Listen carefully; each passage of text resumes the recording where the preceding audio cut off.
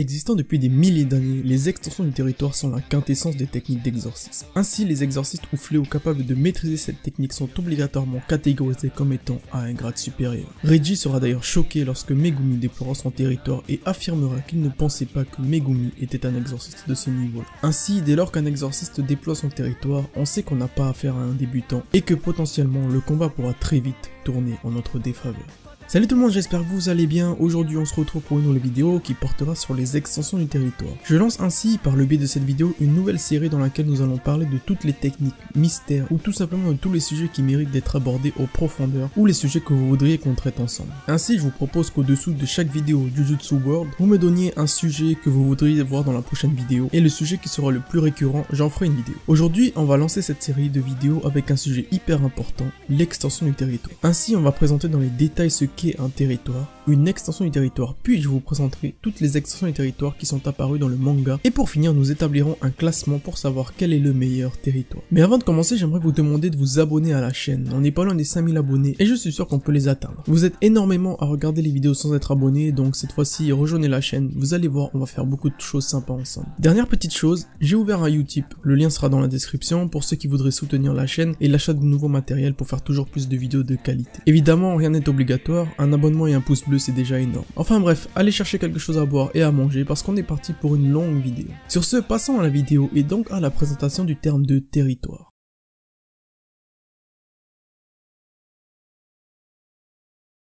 Ce point va être assez rapide. En gros, un territoire, souvent appelé espace vital, est une zone métaphysique créée à l'intérieur même de la conscience d'une personne. La façon la plus simple d'imager ça, c'est de prendre l'exemple de Sukuna. Lorsque ce dernier apparaît, il est toujours présenté dans un endroit où il y a plusieurs squelettes d'animaux et un immense squelette au-dessus de lui. Et bien ça, c'est ce qu'on appelle un territoire ou encore un espace vital. C'est donc la représentation même de l'esprit d'une personne. Lorsqu'on a compris ça, on a déjà une bonne base pour comprendre la suite de la vidéo. Il existe plusieurs manières de manifester son territoire dans l'espace, la plus connue étant l'expression du territoire dont nous parlerons un peu plus tard. Mais il existe aussi des territoires sans sort particulier, comme les fléaux qui ont ingéré un doigt de Sukuna développent ce genre de territoire. On peut également parler de la notion de territoire simple. Ainsi, durant l'ère Heian, un illustre exorciste mit au point un territoire pour les faibles, qui permettait de se défendre contre une extension du territoire. Le territoire simple de la nouvelle école de l'ombre consiste donc à ériger une petite barrière autour de soi afin de se protéger des effets d'une extension du territoire. Déployé à l'intérieur d'une extension, le territoire simple annule les sorts imparables octroyés par le territoire. Le territoire simple peut également être utilisé de manière offensive. On peut également parler du prolongement du territoire qui, en gros, permet de recouvrir son utilisateur d'une barrière magique permettant de neutraliser tous les sorts avec lesquels il rentre en contact. C'est la méthode qu'utiliseront Jogo et Hanami pour neutraliser le sort d'infini de Satoru Gojo. Ainsi, il existe plusieurs façons permettant de manifester son espace vital pour se protéger d'autres territoires ou pour pouvoir attaquer. Mais la manière la plus populaire et la plus puissante d'utiliser son territoire est sans aucun doute l'extension du territoire.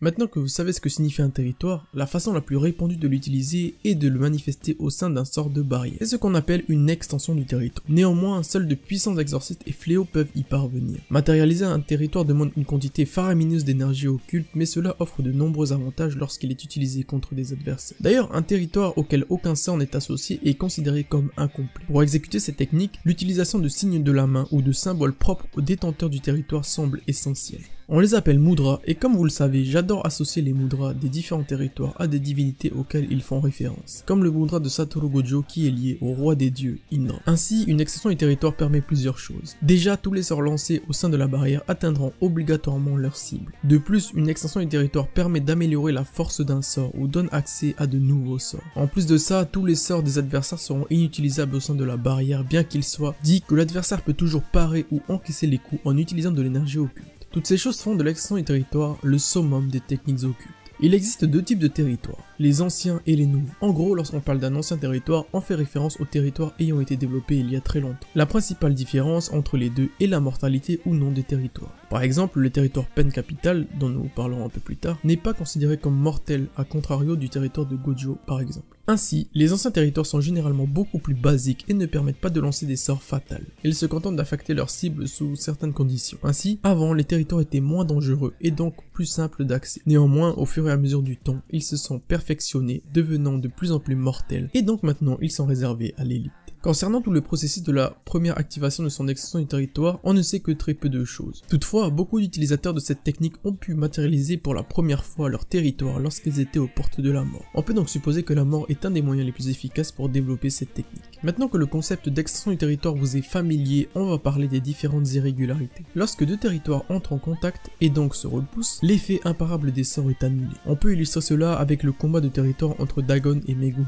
Ainsi, dans un affrontement de territoire, on dit que le plus raffiné l'emportera. Il existe également des situations où 3 territoires et plus peuvent être amenés à se repousser pour subsister, les irrégularités étant globalement les mêmes. Pour se libérer d'un territoire, la méthode la plus efficace est d'étendre son propre territoire en retour et prier pour que son territoire soit le plus abouti. Un allié peut également venir vous aider de l'extérieur de la barrière. Néanmoins, si vous êtes pris dans un territoire, n'oubliez pas qu'il existe des sorts de protection comme le territoire simple ou encore le prolongement du territoire. Maintenant que vous êtes des experts en extension du territoire et en territoire, on va pouvoir commencer à parler des différentes extensions du territoire apparues dans la série et dans le manga. Alors, pour présenter les extensions du territoire qu'on a déjà pu apercevoir dans la série, on va les présenter de façon chronologique, donc du premier apparu dans le manga jusqu'au dernier à ce jour. L'hôtel démoniaque, à la différence des autres territoires, n'est pas délimité par une barrière magique. Or, matérialiser son espace vital sans avoir recours à une barrière est une prouesse comparable à celle d'un artiste qui peindrait directement dans le vide et non sur une toile. Pour cette raison, ce territoire est considéré comme un véritable chef-d'œuvre et comme une prouesse divine. De plus, en utilisant un serment qui a pour but de laisser un échappatoire à sa victime, Sukuna augmente l'efficacité et la portée de son territoire, pouvant atteindre jusqu'à 200 mètres. C'est pour le moment le plus grand champ d'action jamais vu dans une extension du territoire. Dans l'hôtel démoniaque, Sukuna est capable d'utiliser ses sorts dissection et lacération pour attaquer sans relâche tous ceux qui se trouvent dans son champ d'action. Grâce à son sort direct lacération, toutes les choses contenant de l'énergie occulte sont instantanément tranchées, tandis que toutes les choses non vivantes subissent dissection. Ainsi, jusqu'à ce que l'hôtel démoniaque disparaisse, Sukuna continuera de faire pleuvoir la destruction et découpera tout ce qui entre dans son champ d'action. Celui-là, il va être rapide. L'extension du territoire de Jogo crée une zone qui pourrait être comparée à l'intérieur d'un volcan en fusion. Ainsi, il y a de nombreuses effluves de magma et la température y est tellement élevée que des exorcistes ordinaires seraient réduits en cendres à la seconde même où ils seraient pris dans le territoire. Comme pour toute extension du territoire, Cercueil volcanique permet à tous les sorts de Jogo d'atteindre leur cible avec certitude, ainsi qu'une plus grande explosivité. Un exemple d'une telle attaque automatique est la création d'un gros rocher en feu qui apparaît instantanément à l'emplacement de l'ennemi. La sphère de l'espace infini crée un vide littéralement dénué d'espace qui semble prendre la cible au centre même de l'infini. Le territoire impose au cerveau de la cible tous les stimuli résultant du simple fait d'être en vie. Cela fait ressentir à la cible l'impression de tout voir et de tout ressentir. Ce phénomène paralyse la cible d'un flot incessant d'informations, la faisant mourir lentement sans qu'elle ne puisse rien faire. Seul le lanceur des sorts et toute personne qui le touche physiquement sont libres des effets de la sphère. Il semblerait que les fléaux puissent durer un certain temps dans le territoire, à contrario des humains qui ne le peuvent car ils ne pourraient pas supporter l'apport d'informations incessant sans être blessés ou subir un traumatisme. Seulement 0,2 secondes dans le territoire est l'équivalent de 6 mois d'informations et cela prendrait environ 2 mois à un humain lambda pour reprendre une vie normale une fois libre des effets du territoire. La première apparition de ce territoire est arrivée très tôt dans le manga et dans l'anime. En effet, il servait de quartier général pour le groupe de fléaux dirigé par Kenjaku. L'extension du territoire de Dagon est extrêmement simple à expliquer. Déjà, il y a une petite particularité, c'est que ce dernier a la possibilité d'étendre son territoire sans effectuer de mudra. On a pu le constater lorsqu'il déploiera son territoire à l'aide d'une marque sur son corps. Ainsi, son territoire lui permet de faire appel à son sort, l'escadron de monstres marins, faisant surgir sans cesse des Shigigami, et étant donné que nous sommes dans son territoire, tous les Shigigami invoqués attaqueront sans cesse les adversaires présents dans le territoire de Dagon. Ainsi, même Naobito, Maki et Kento furent submergés par la quantité de Shigigami présents. En plus de cela, Dagon peut évidemment bouger librement dans son territoire, et donc attaquer ses adversaires en même temps qu'ils se font submerger par les Shigigami. Comme toutes les extensions du territoire, l'arbre d'isolement augmente l'efficacité du sort de Mahito, l'altération absolue, et s'assure qu'elle touche l'âme de la cible à chaque fois. Ainsi, si Mahito réussit à vous toucher, vous êtes tout simplement fichu, sauf si évidemment vous avez conscience de votre âme comme Sukuna, et donc vous pourrez peut-être vous défendre. Kento, en décrivant l'expérience d'être à l'intérieur du territoire de Mahito, explique qu'il se sentait comme littéralement être dans le creux de la main de Mahito. Cependant, un inconvénient majeur de cette technique est que Mahito est obligé de toucher l'âme de quiconque à l'intérieur. Cela s'est retourné contre lui lorsque Yuji est rentré dans le territoire de l'extérieur et que Mahito a touché l'âme de Sukuna, incitant le roi des fléaux à s'en prendre à Mahito. Après avoir vu Satoru utiliser son extension du territoire pendant 0,2 secondes, Mahito sera capable d'accomplir le même exploit contre Yuji, lui permettant de ne pas se faire tuer par Sukuna.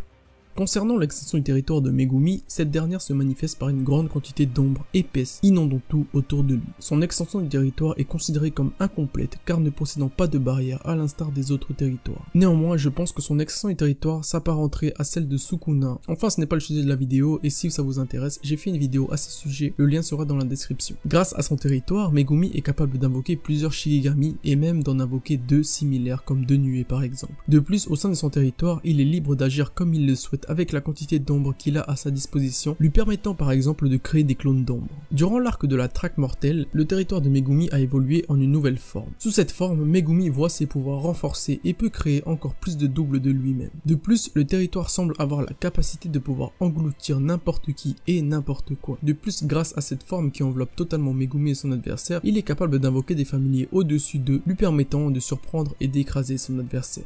L'extension du territoire de Hirumi recrée une petite salle d'audience d'un tribunal entouré de guillotines où lui et son adversaire sont placés sur des podiums se faisant face. À la différence des autres extensions du territoire actuelles, la peine capitale n'est pas mortelle dans un premier temps. Si vous avez bien suivi la vidéo, vous savez donc qu'il est considéré comme un ancien territoire. En effet, à la place de rendre l'attaque infaillible octroyée par le territoire létale, toute personne présente dans la peine capitale est simplement obligée de suivre les règles définies par la barrière magique. La violence n'est pas autorisée dans le territoire et toute personne qui tente de s'y prêter sera renvoyé sur son podium, que ce soit Hirumi ou son adversaire. Derrière Hirumi flotte Judgment, qui va émettre une accusation envers son adversaire. Judgment, c'est tous des individus présents dans la peine capitale. Toutefois, Hirumi ne reçoit aucune information de son familier, mis à part des preuves que lui fournit Judgment. La preuve ne prouve pas forcément à 100% la culpabilité de l'accusé et ce dernier ne sait pas ce qui s'y trouve à l'intérieur. Dans la peine capitale, l'accusé est jugé par Judgment et le verdict dépend uniquement des arguments qu'il donne à Hirumi. L'objectif de l'accusé est donc de dissiper toute accusation qui pèse sur lui pour que Judgment puisse le déclarer non coupable. L'accusé et le demandeur n'ont qu'une seule chance de faire une déclaration avant que Judgment ne rende son verdict. L'accusé a 3 options, le silence, l'aveu et le déni. Après quoi, Hirumi a la possibilité de réfuter des arguments donnés sur la base des preuves qui lui ont été fournies par Judgment. Toutes ces règles doivent être appliquées conformément à un serment lié au territoire. Si l'accusé est déclaré coupable, Judgment peut procéder à une confiscation temporaire du sort de l'adversaire. Toutefois, l'accusé peut demander de faire appel et procéder à une révision du procès. Par ailleurs, si l'accusé ne possède pas de sort, alors Judgment lui confisquera temporairement son énergie occulte. Et si son adversaire ne possède pas ou plus d'énergie occulte, alors c'est la peine de mort qui sera de rigueur. Vous l'aurez compris, c'est comme un procès dans la vraie vie, mais avec la possibilité de perdre ses techniques occultes, son énergie occulte, tout simplement de mourir. J'adore le fonctionnement de ce territoire car c'est la première fois que l'on voit un territoire qui ne soit pas mortel à proprement parler.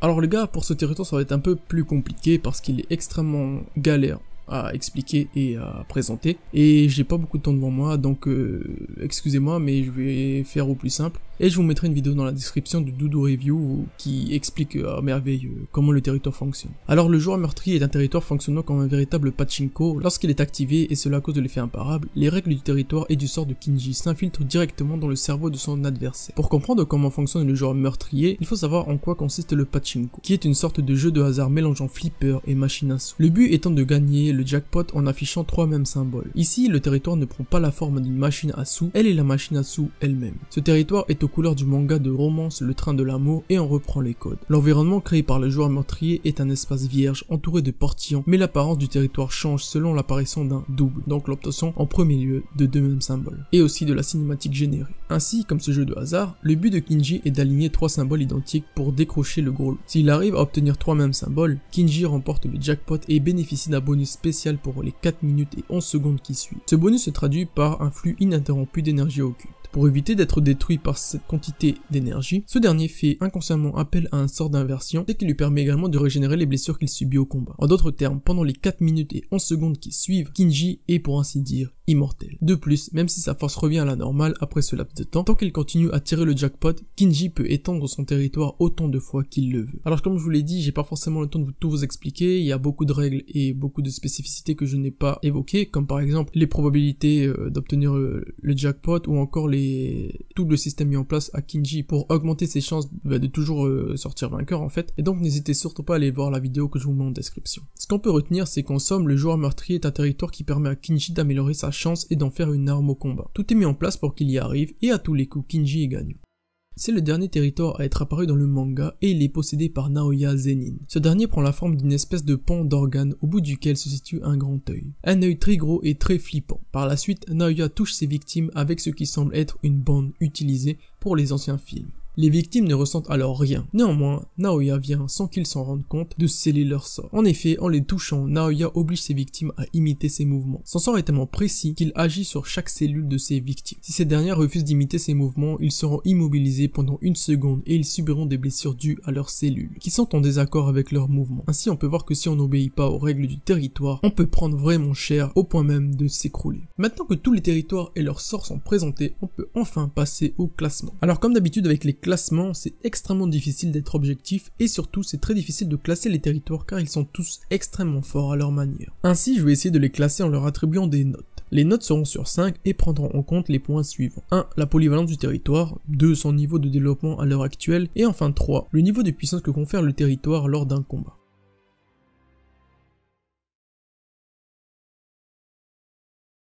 J'ai choisi de mettre Pen Capital en dernière position et je vais vous expliquer pourquoi. Déjà en termes de polyvalence, j'ai attribué la note de 2 sur 5 au territoire car il suffit d'avoir un peu de jugeote pour trouver un argument réfutant l'accusation. Évidemment, c'est parfois difficile de se sortir de certaines accusations, mais si des gens ayant commis des crimes atroces sont libérés chaque jour dans le monde, il est donc possible de réfuter presque toute accusation pesant contre toi. De plus, le territoire dans un premier temps n'est pas mortel, donc si l'on arrive à réfuter les accusations, rien ne peut nous arriver car la violence y est interdite. Pour le niveau de développement du territoire, j'ai attribué la note de 4 sur 5 car c'est un territoire classique avec des règles et un sort de barrière, donc rien à dire là-dessus. Concernant le niveau de puissance que procure le territoire, eh bien il n'est pas si fou que ça quand on prend du recul. Comme je l'ai dit dans le premier point, il suffit d'être un peu plus malin et donc de réfuter les accusations. J'ai donc attribué la note de 2 sur 5, ainsi le territoire Pen Capital obtient la note de 8 sur 5.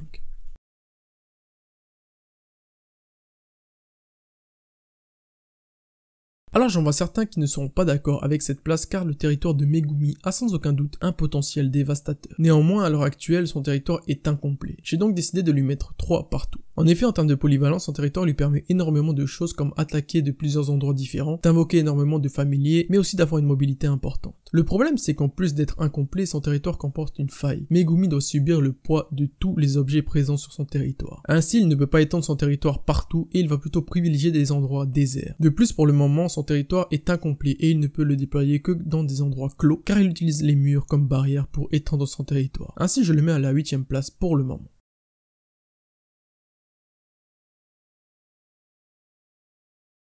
Alors pour celui-là, je l'ai un peu mis ici, car il est plus abouti que les territoires de Megumi, forcément, mais reste néanmoins moins puissant que les territoires que nous verrons par la suite. Donc on ne va pas passer plus de temps sur celui-là. De plus, on n'a pas assez d'informations le concernant pour pouvoir le mettre plus haut dans le classement. Ainsi, il a obtenu la note de 10, soit 1 point de plus que Megumi.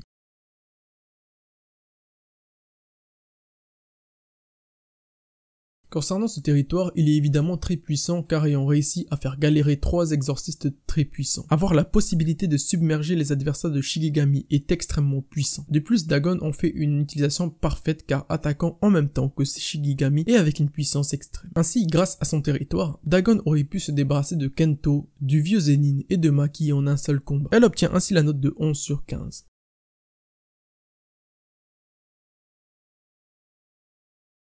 Passons maintenant au pote de Dagon, Jogo. Son extension du territoire est extrêmement puissante. En effet, ayant la capacité de brûler la plupart des gens étant pris dans son territoire en quelques secondes seulement. Il se place obligatoirement devant le territoire de Dagon. Malheureusement pour Jogo, il a eu affaire à Satoru et donc évidemment ce n'est pas le même calibre qu'un exorciste ordinaire. Et donc je pense que nous avons une opinion biaisée de son territoire. Je le mets donc à la 5e place avec une note de 11,5 sur 15 pour la symbolique et pour montrer que son territoire est un peu plus puissant que le territoire de Dagon.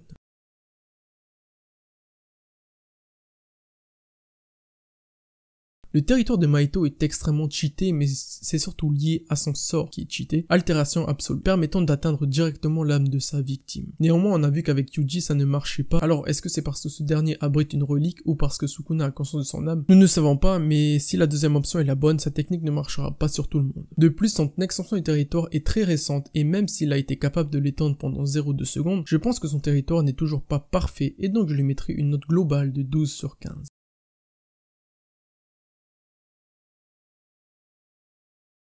Alors j'ai vu dans les commentaires que certains pensaient que le territoire d'Akari n'avait pas sa place si haut dans le classement car il y a un trop gros facteur pouvant faire pencher la balance du côté de l'adversaire, la chance. En effet, s'il y a bien quelque chose qu'on ne peut pas contrôler, c'est bien la chance. Et bien Akari l'a bien compris et c'est pour cela qu'il existe des outils lui permettant d'augmenter sa chance d'obtenir plusieurs symboles identiques. Et puis comme je l'ai dit dans la présentation, tout est mis en place pour qu'il y arrive et à tous les coups, Kinji sort vainqueur. De plus, lorsqu'il y arrive, il devient techniquement invincible donc je pense qu'il a sa place si haut dans le classement. C'est pour cela qu'au niveau du développement de son territoire, j'ai décidé de lui mettre 5 car ce dernier est extrêmement complexe et technique. Ainsi, il obtient la note de 13 sur 15.